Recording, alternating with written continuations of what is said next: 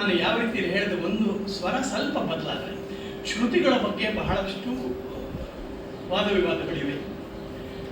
ಶ್ರುತಿ 22 ಶ್ರುತಿ ಇದೆ ಅಂತ ಹೇಳ್ತಾರೆ. ಇವಾಗ 4 ಶ್ರುತಿ ಷಡ್ಜ, ಪಂಚಮ, ಮಧ್ಯಮ, 4 ಋಷಭ, ದೈವತ 2, ಗಾಂಧಾರದಲ್ಲಿ 3 ಅಂತ ಈ ಥರದ್ದು ಹೇಳ್ತಾರೆ. ಆದರೆ ಬಹಳ ಮುಖ್ಯವಾದ ಇದು 4 ಕೆಳಗೆ ಬರುತ್ತಾ ಮೇಲೆ ಬರುತ್ತಾ ಅಂದರೆ ಇವಾಗ 1, 2, 3, 4 4ನೇದು ಷಡ್ಜ ಆಗುತ್ತಾ ಅಂದರೆ ಪ್ರಾರಂಭದ ಸ್ವರ ಆಗುತ್ತಾ ಅಥವಾ ಸಾ ಅಂತ 4 ಆದಮೇಲೆ ರೇ ಬರುತ್ತಾ?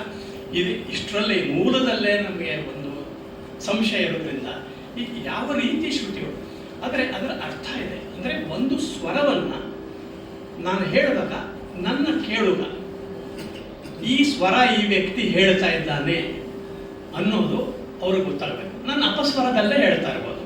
ಆವಾಗ ನೀವು ಏನು ಹೇಳ್ತೀರಾ? ಕೇಳುಗರು, ಓ ಈತ ಈ ಸ್ವರವನ್ನು ಅಪಸ್ವರದಲ್ಲಿ ಹೇಳ್ತಾ ಇದ್ದಾನೆ.